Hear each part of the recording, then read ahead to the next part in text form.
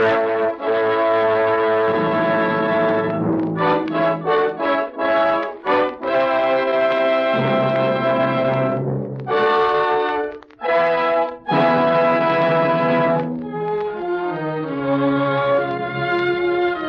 makers of Campbell's Soups present the Campbell Playhouse.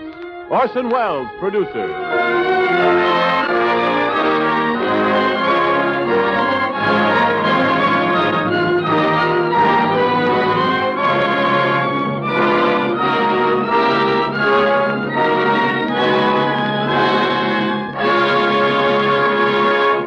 Good evening, listeners. This is Ernest Chappell speaking. Tonight, Orson Welles and the Campbell Playhouse observe a Campbell tradition of long standing. They bring you Charles Dickens' well-loved tale of Yuletide, A Christmas Carol. 4 years ago, the makers of Campbell's Soups went shopping for a Christmas present to give to all their friends. They found it in this story, Charles Dickens' embodiment of the very spirit of Christmas. And they chose well, because throughout the country today, in thousands of homes, it has become an important and beloved Christmas custom to listen to this story. Tonight, this fourth annual presentation is brought to you with the sincere wish that your Christmas may be a happy one, and with the hope that the retelling of A Christmas Carol may help to make it so. And it is more than that, for with this Christmas present to you, Campbell's say thank you for your purchases of Campbell's soup throughout the months gone by. At the Christmas season, this becomes especially manifest. Everywhere, grocers see their shelves of Campbell's soups dwindle more rapidly now than at any other time of the year. It used to be thought that the demand increased in preparation for the Christmas feast, but really it isn't that alone. Women like to have plenty of good soups on hand all through the holidays so that they can serve piping hot, nourishing platefuls at any family mealtime. The youngsters are on the go all day long, making the most of the Christmas vacation, and soup can be ready for them in a jiffy. There's health and happiness in good hot soup. Your grocer has Campbell's soups, 21 delicious kinds, awaiting your selection.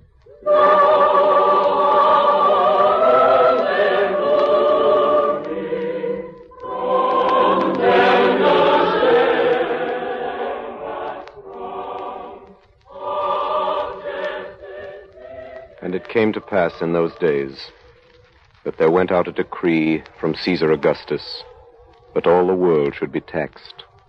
And all went to be taxed, every one into his own city.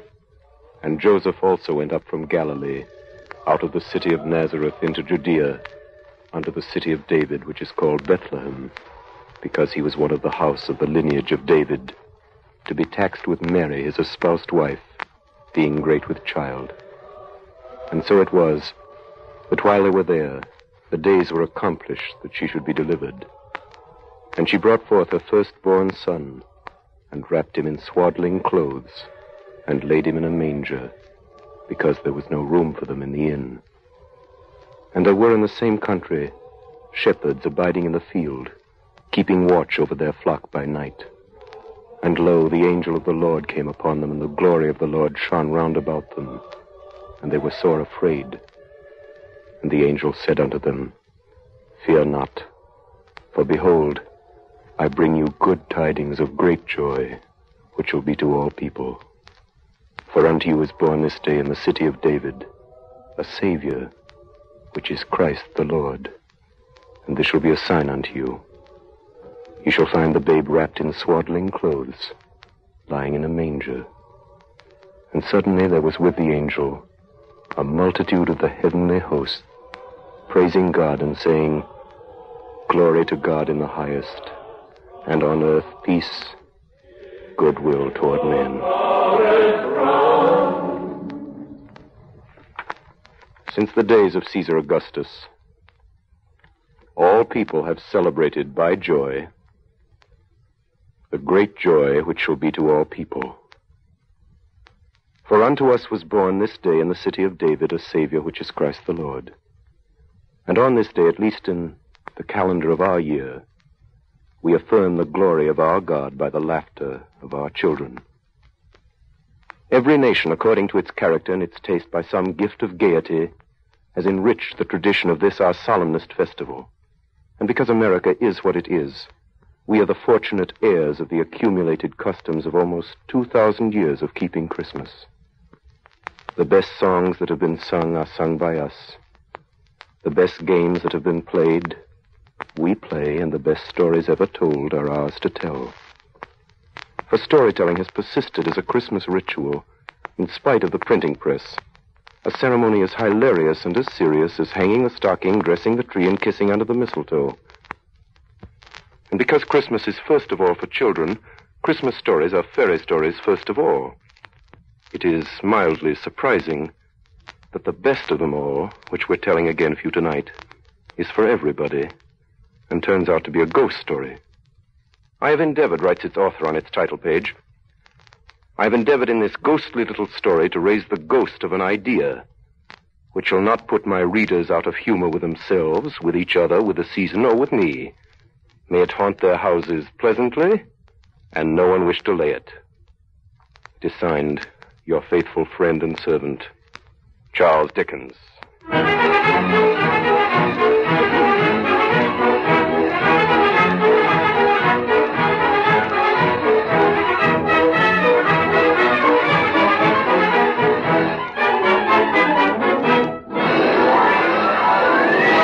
Marley was dead to begin with. There's no doubt whatever about that. The register of his burial was signed by the clergyman, the clerk, the undertaker, and the chief mourner. Scrooge signed it, and Scrooge's name was good upon change for anything he chose to put his hand to. Old Marley was as dead as a doornail. Scrooge knew he was dead. Of course he did. Scrooge and Marley were partners. I don't know how many years. Oh, he was a tight-fisted hand at the grindstone. Scrooge. Scrooge, a squeezing, wrenching, grasping, scraping, clutching, covetous old sinner, secret and self-contained. Once upon a time, of all the good days in the year, on Christmas Eve, old Scrooge sat busy in his counting house. It was a cold, bleak, biting evening, foggy withal, and he could hear the people in the court outside go wheezing up and down, beating their hands upon their breasts and stamping their feet upon the pavement to warm them. The door of Scrooge's counting house was open, that he might keep his eyes upon the clerk, Bob Cratchit, who in a cold and dismal little cell beyond worked at his ledgers. 29, 9 and carry 2, 13, 17, 7 and carry 1, and... Close the door, Cratchit. Shut out that infernal noise. Yes, Mr. Scrooge. Confound their impudence. Cratchit! Yes, Mr. Scrooge. You ought to stop at Fothergill's on your way home tonight and collect that 17 shillings and sixpence he owed me since Michaelmas, and tell him I shall have the constable over here if he doesn't pay it once. Well, sir, Mr. Fothergill's wife is... What do I care about his wife? Well, I want my 17 and 6. I just thought, it being Christmas... Christmas! Merry Christmas! Merry Christmas, Bob! Oh, Mr. Fred! Well, Merry Christmas! Merry Christmas to you, Uncle. Oh, Merry Christmas, Uncle. Huh? Bah. Humbug. Humbug? Christmas a humbug, Uncle? I'm sure you don't mean that. I do. Merry Christmas. What right have you to be merry? What season have you to be merry? You're poor enough. Well, come then, Uncle. What right have you to be dismal? You're rich enough. Ah, humbug. Don't be cross, Uncle. What else can I be? I live in such a world of fools. What's Christmas to you but a time for paying bills without money? Merry Christmas. A time for finding yourself a year older and not an hour richer. If I could work my will, every idiot who goes about with Merry Christmas on his lips should be boiled with his own pudding and buried with a stake of his own holly through his heart. But, Uncle. Nephew, keep Christmas in your own way. Let me keep it in mine. Keep it? But you don't keep it. Hey, let me leave it alone, then. What do you want, nephew? A Christmas gift, I have no doubt. I came to wish you a Merry Christmas, Uncle. Ah, Merry Christmas. Much good may Christmas do you. Much good has it ever done you. There are many things from which I've derived good, by which I have not profited, I dare say, Uncle. Christmas among the rest. But I have always thought of Christmas time as a good time, a kind, forgiving, charitable, pleasant time. Therefore, Uncle, though it has never put a scrap of gold or silver in my pocket, I believe it has done me good and will do me good. And I say, God bless it. God bless Christmas. Hurrah! Let me hear another sound from you out there, Bob Cratchit. You keep your Christmas by losing your situation. That's just you, nephew. I wonder you don't go into Parliament. Talk enough nonsense. Don't be angry, Uncle. I want nothing from you. I ask nothing of you. Why can't we be friends? Good afternoon. I'm sorry you feel that way. Well, I've tried. Merry Christmas to you, Uncle. Good afternoon. And Happy New Year, too. Humbug. Merry Christmas to you, Bob, and the missus. And to Tiny Tim. Thank you, Mr. Fred. Same to you, sir. Good day, sir. Good day, Bob. Merry Christmas, Uncle Ebenezer. Twaddle nonsense. Flummery. Talking of Christmas, not a sixpence to jingle against another in his trousers pocket. Are you there, Bob Cratchit? Yes, sir. Yes, what sir. are you doing in there? Oh, I was only putting a bit more coal on the fire, Mr. Scrooge, seeing it's so cold in here, sir. You put that coal back in the scuttle. Yes, sir. Fire indeed. I can tell you, if you use coal at that rate, you and I will be soon parting company, Bob Cratchit. Do you understand that?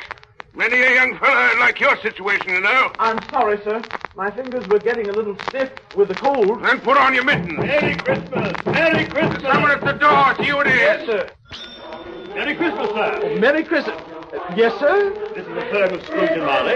Yes, sir. I should like to see the head of the firm, if I may. Oh, very good, sir. Step this way, please. Yeah, what is it? A gentleman to see you, Mr. Scrooge. Huh?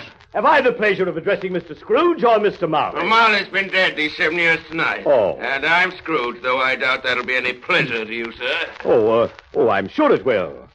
Now, Mr. Scrooge, at this season of the year, it's only fitting that we who are more fortunate should raise a fund to buy the poor some meat and drink and means of warmth.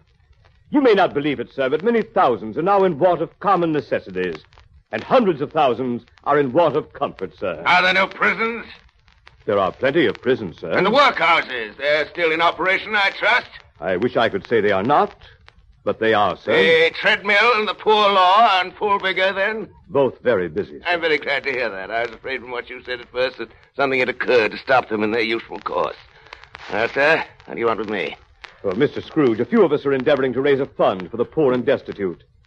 What shall I put you down for? Nothing.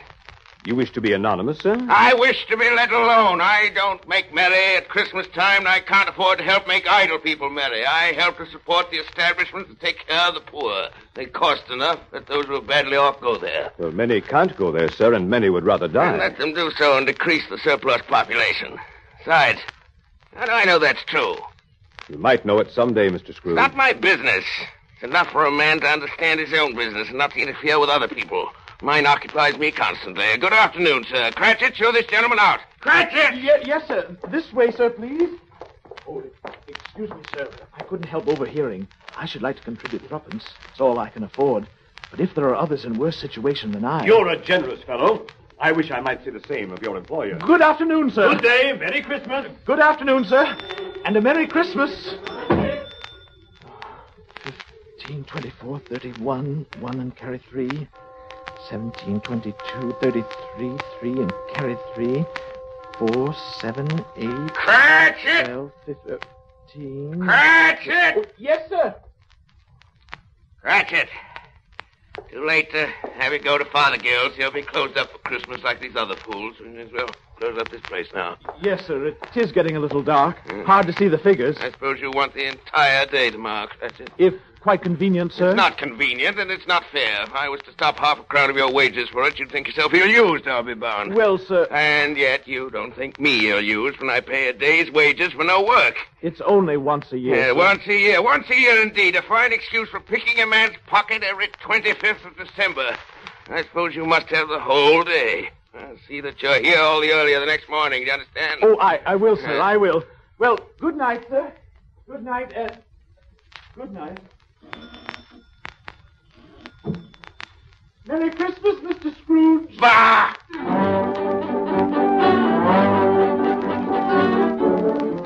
The office was closed in a twinkling, and Bob Cratchit, with the long ends of his white comforter dangling below his waist, for he boasted no great coat, went down a slide on Cornhill 20 times in honor of its being Christmas Eve, and then ran home to Camden Town as hard as he could pelt to play with his family at Blind Man's Buff.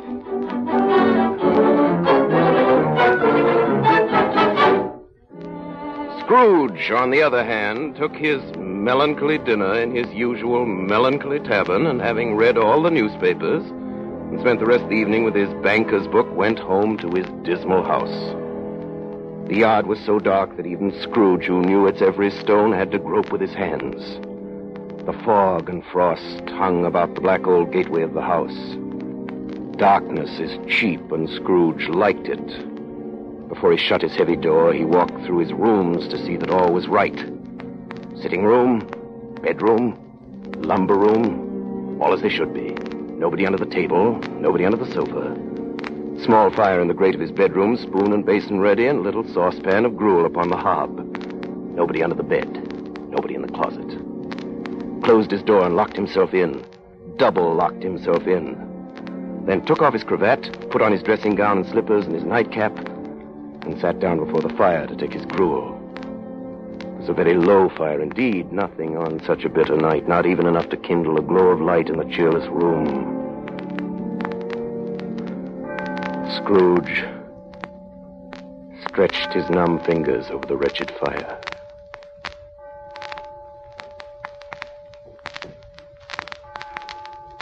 Then he saw something that made him draw them back.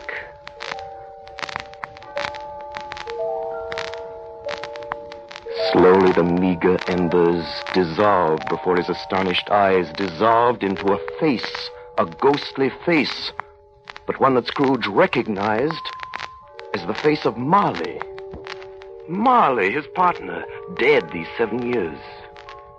It was not angry or ferocious, but looked at Scrooge as Marley used to look, with ghostly spectacles turned up on its ghostly forehead. The hairs were curiously stirred, like flames blown from a chimney draft. And through the death-cold eyes, Scrooge saw the buttons on the back of his coat. Humbug. Humbug. Humbug. Scrooge got up and walked away from the fire. As he turned, his glance happened to rest upon a bell, a disused bell that hung in the corner of the room. It was with great astonishment and with a strange, inexplicable dread that as he looked, he saw this bell begin to swing. Slowly at first.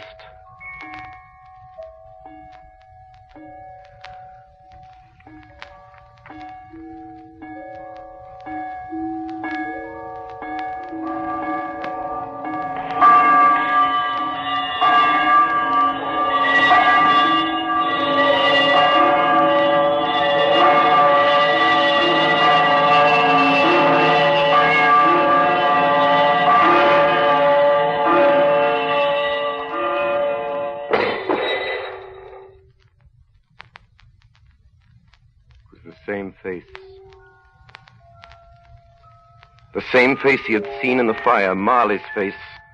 And Marley's body coming straight at him through the door. A body pale as the bluish smoke that comes out of a chimney on a cold day. A body so transparent that Scrooge, looking through his waistcoat, could see his watch in his waistcoat pocket. The chain he drew was clasped about his middle. It was long and wound about him like a tail. And it was made of cash boxes, keys, padlocks, and heavy purses wrought in steel. Even now, Scrooge would not believe his eyes. The ghost advanced towards him. Ebenezer Scrooge.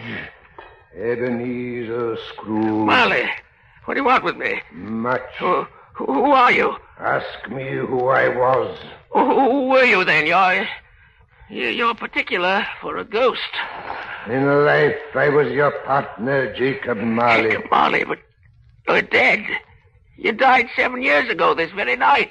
You do not believe in me, then? I do not. Why do you doubt your senses? Because a little thing affects them. A slight disorder of the stomach makes them cheats. You may be an undigested bit of beef, a blot of mustard, a crumb of cheese, a fragment of an underdone potato. There may be more gravy than grave about you, whatever you are. Humbug, I tell you. Humbug! At this, the spirit, taking the bandage off from it round its head, as if it were too warm to wear indoors, its lower jaw dropped upon its breast. Then is the worldly mind. Do you believe in me now? I do, Jacob, I do. Why do you walk the earth? Why do you come to me, Jacob? It is required of every man that the spirit within him should walk abroad among his fellow men and travel far and wide to witness what it cannot share but might have shared on earth and turn to happiness. Tell me, Jacob, what is that chain you wear around you? I wear the chain I forged in life. Cash boxes, keys, padlocks, ledgers, purses. I made it link by my own free will. Is its pattern strange to you, Ebenezer? Yours was as heavy and as long as this 7 years ago. And you've labored on it since, Ebenezer. Jacob, old Jacob Marley, tell me more. Speak comfort to me, Jacob. I have none to give, Ebenezer. No rest, no peace, incessant torture of remorse. But you were always a good man of business, Jacob. Business? Mankind was my business. Charity, mercy, benevolence, they were all my business. The dealings of my trade were but a drop of water in the comprehensive ocean of my business. Jacob. Hear me, Ebenezer Scrooge. My time is nearly gone. I will, Jacob, but don't be hard on me. Speak to me, Jacob, but please don't be flowery. I'm here tonight to warn you that you have yet a chance and hope of escaping my fate. You were always a good friend to me, Jacob, thank you. And go on, Jacob. Listen to me, Ebenezer. You will be haunted by 3 spirits. I think I'd rather not. Without their visits, Ebenezer Scrooge, you cannot hope to shun the path I tread. Expect the first tomorrow when the bell tolls 1. Expect the second on the next night at the same hour. The third upon the next night. Look to see me no more. And look that for your own sake you remember what has passed between us. Marley! Jacob Marley!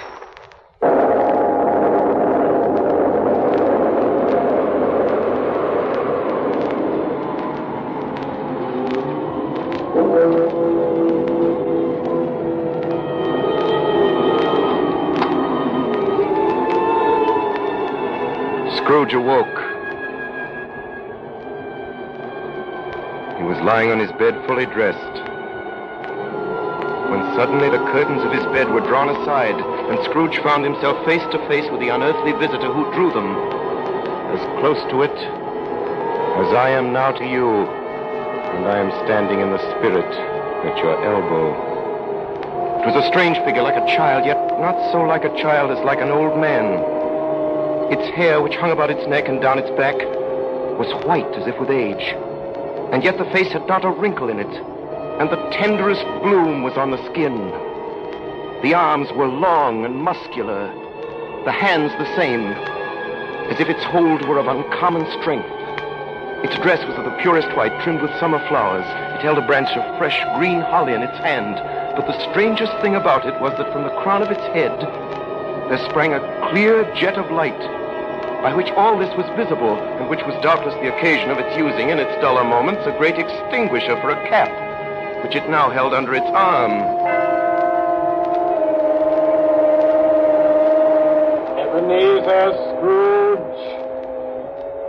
Ebenezer Scrooge. Are you the spirit whose coming was foretold to me? I am. Who and what are you? I am the ghost of Christmas past. Long past? No, your past. What business brings you here? What do you want of me? Your welfare. Ebenezer Scrooge, rise and walk with me. No, not the window. I'm mortal. I'll fall down. Bear but a touch of my hand, there upon your heart, and you shall be upheld in more than this. Come, follow me. Let us go.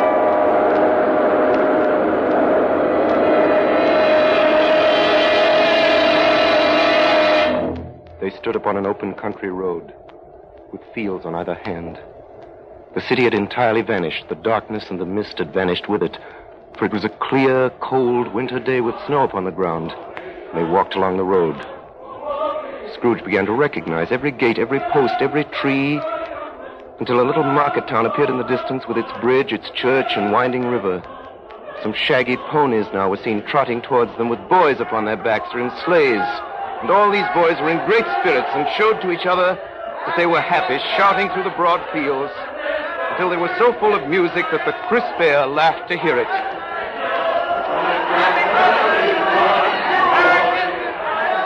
And there stood old Scrooge in his dressing gown and slippers and nightcap on the hill, and beside him the spirit of Christmas past. And now the spirit spoke again. Not all the boys and girls were singing on that Christmas day, were they, Ebenezer Scrooge? See the bleak building over there? That building? I was a boy there. Yeah, I went to school in that place. You recollect the I way? could walk it blindfold. Strange you have forgotten it for so many years. Come, let us go closer. Look through the window into this cold, barren room.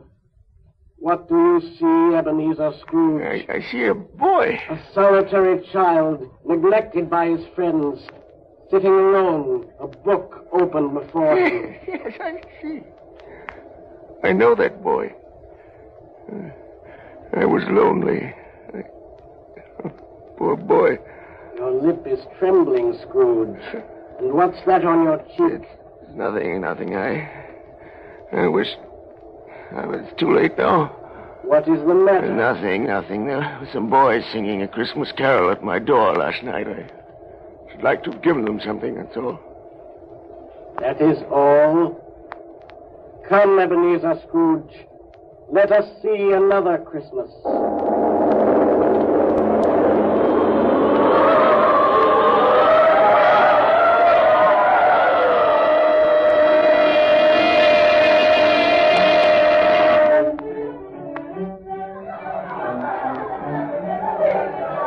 You know this place, Ebenezer? Know it? This is the counting house where I was apprenticed. Listen. Come now! Choose your partner! And it's my old master, bless his heart. My old master alive again. and we, his clerks, so full of joy on Christmas Eve. Hold hands, your partner! Bow and curtsy! Walk through!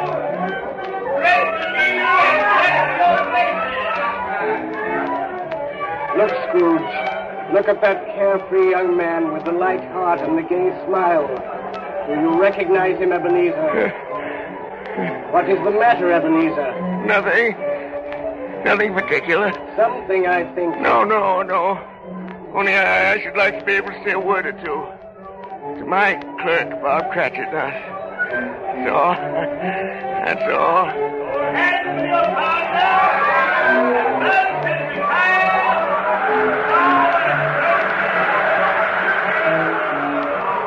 My time grows short, and we have yet another journey to make. Where now? Come.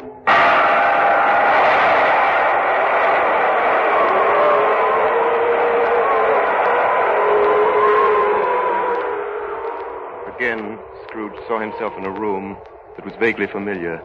He was an older man, a man in the prime of his life. And he was not alone, but sat by the side of a fair young girl. There were tears in her eyes. Little Ebenezer, with you.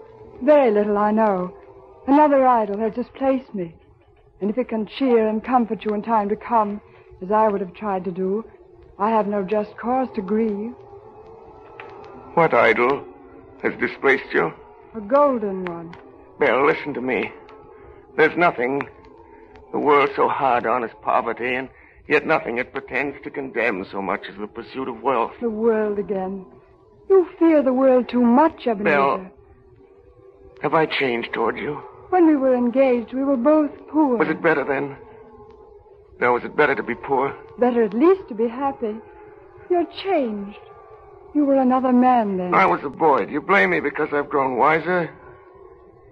Have I ever tried to break our engagement? In words, no.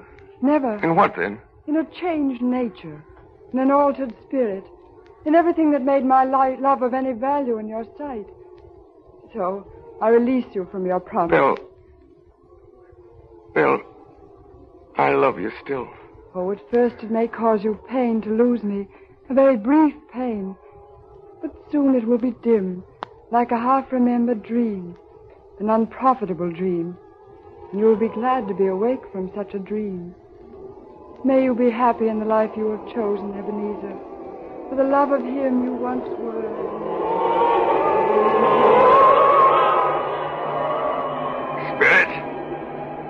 Spirit, it is enough. Show me no more. These were shadows of the things that have been, that they are what they are.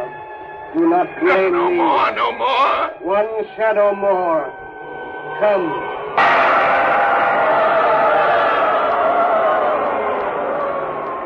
The relentless ghost pinioned him in both his arms and forced him to observe what happened next. They were in a room not very large or handsome, but full of comfort. All around them were the voices of children talking and laughing. And before the winter fire sat a beautiful young girl, so like the last that Scrooge believed it was the same, until he saw her, the girl he had been betrothed to, now a handsome middle-aged woman sitting with her husband at their own fireside. Do you see this man, Ebenezer Scrooge? This man might have been you.